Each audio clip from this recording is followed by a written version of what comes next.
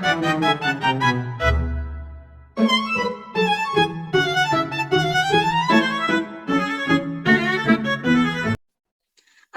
warahmatullahi wabarakatuh. Perkenalkan, saya Wahyu Siti Amalia, mahasiswa jurusan akuntansi semester 3 di Sekolah Tinggi Ilmu Ekonomi Sutatmaja Subang dengan NIM 031112300022.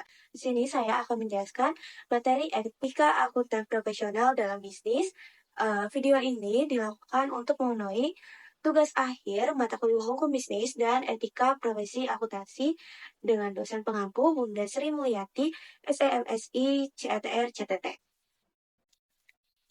Nah, di sini terdapat definisi etika. Kata etika berasal dari bahasa Yunani kuno yaitu etikos yang berarti timbul dari kebiasaan dan memiliki arti sesuatu dari cabang filsafat yang mempelajari nilai karakter, watak kesusilaan, atau adat serta kualitas yang menjadi studi mengenai standar dan penilaian moral etika yang mencakup analisis dan penerapan konsep seperti benar, salah, baik, buruk, dan tanggung jawab. Menurut Kamus Besar Bahasa Indonesia KBBI 2021, etika adalah ilmu yang mempelajari baik dan buruk, hak dan kewajiban moral.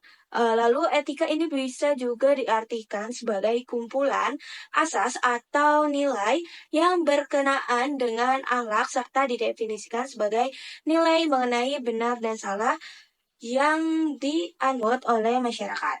Nah, di sini terdapat pengertian profesional. Profesional adalah orang yang memiliki profesi atau pekerjaan yang dilakukan dengan memiliki kemampuan yang tinggi dan berpegang teguh kepada nilai moral yang mengarahkan serta mendasari perbuatannya. Nah, di sini terdapat 3 hal pokok yang ada pada seorang profesional. Yang pertama yaitu keterampilan atau skill, yang artinya orang tersebut harus benar-benar ahli di bidangnya. Yang kedua yaitu pengetahuan, yang artinya orang tersebut harus dapat menguasai minimalnya berwawasan mengenai ilmu yang berkaitan dengan bidangnya. Yang ketiga yaitu sikap atau attitude, yang artinya bukan hanya pintar akan tetapi harus memiliki etika yang diterapkan di dalam bidangnya. Di sini terdapat prinsip utama akuntan profesional. Ada 5 prinsip utama yang harus dilakukan oleh seorang akuntan profesional, yaitu yang pertama integritas. Integritas ini adalah setiap praktisi harus jujur dan berterus terang dalam menjalani hubungan profesional dan hubungan bisnis. Nah, yang kedua yaitu objektivitas.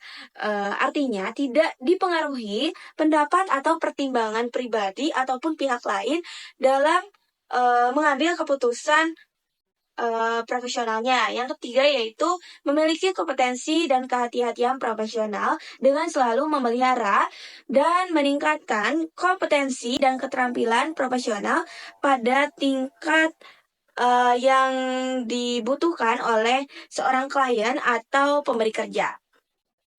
Nah, lalu ada kerahasiaan, yaitu menghargai informasi dengan tidak mengungkapkan informasi tersebut kepada pihak lain. Yang kelima yaitu perilaku profesional.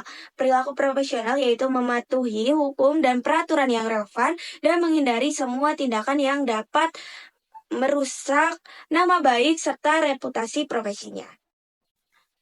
Selanjutnya terdapat beberapa ancaman yang dapat dikategorikan dalam satu atau lebih kategori. Yang pertama yaitu ancaman kepentingan pribadi, yang kedua yaitu ancaman telah pribadi, yang ketiga ancaman advokasi, yang keempat yaitu ancaman kedekatan, dan yang kelima yaitu ancaman intimidasi.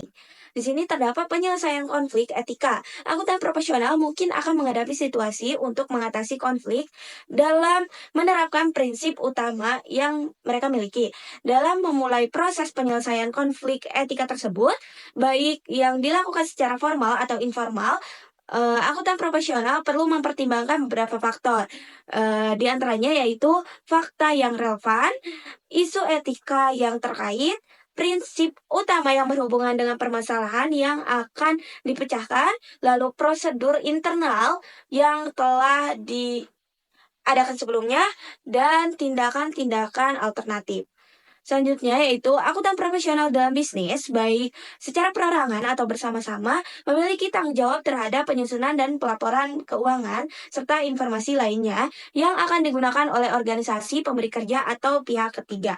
Nah, akuntan profesional dapat merupakan pegawai tetap, mitra, direktur, komisaris, pemilik, pengelola, relawan, atau lainnya yang bekerja pada satu atau lebih organisasi pemberi kerja. Namun, perjanjian kerja dengan organisasi pemberi kerja tersebut biasanya tidak mengatur kewajiban tanggung jawab etika dari akuntan profesional tersebut.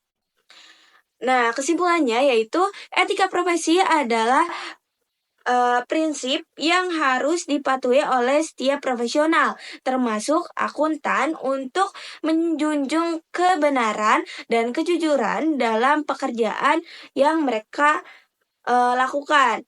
Nah, etika profesi akuntansi mencakup perilaku baik dan buruk dalam pekerjaan yang membutuhkan pengetahuan khusus. Nah, seorang akuntan harus profesional dan memahami kode etik yang terdiri dari integritas, kompetensi, kehati-hatian profesional, lalu kerahasiaan, dan perilaku profesional. Namun, pelanggaran etika ini tetap terjadi di berbagai bidang akuntansi, seperti akuntan publik, terus intern perusahaan, dan pemerintah. Penyebabnya yaitu meliputi kebutuhan individu, lalu ketidakadaan pedoman, serta lingkungan yang tidak etis. Selain itu juga terdapat pengaruh komunitas. Dan pada skandal ini, akibat dari pelanggaran kode etik merupakan masalah besar yang sangat amat perlu diatasi. Kerugian negara yang diakibatkan oleh PT Asuransi Jiwasraya Persero sebesar 16,81 triliun rupiah. Nah, kasus Jiwasraya adalah skandal keuangan besar di Indonesia dengan kerugian negara mencapai 16,81 triliun rupiah, dan pada 9 Maret 2020 Ketua BPK Agung Firman Sampurna menyerahkan laporan hasil pemeriksaan investigatif kepada Jaksa Agung terkait pengelolaan keuangan dan dana investasi Jiwasrayanya untuk periode 2008 sampai 2018. Nah, pemeriksaan ini dilakukan atas permintaan Kejaksaan Agung pada 30 Desember 2019 yang hasilnya menunjukkan adanya penyimpangan aturan oleh pihak terkait dalam proses perencanaan dan pelaksanaan investasi saham serta reksadana. Nah, penyimpangan tersebut menyebabkan kerugian besar bagi negara yang berasal dari nilai investasi yang dilakukan tidak sesuai dengan ketentuan dan masih dimiliki oleh PT Jiwasraya tersebut hingga pada tanggal 31 Desember 2019.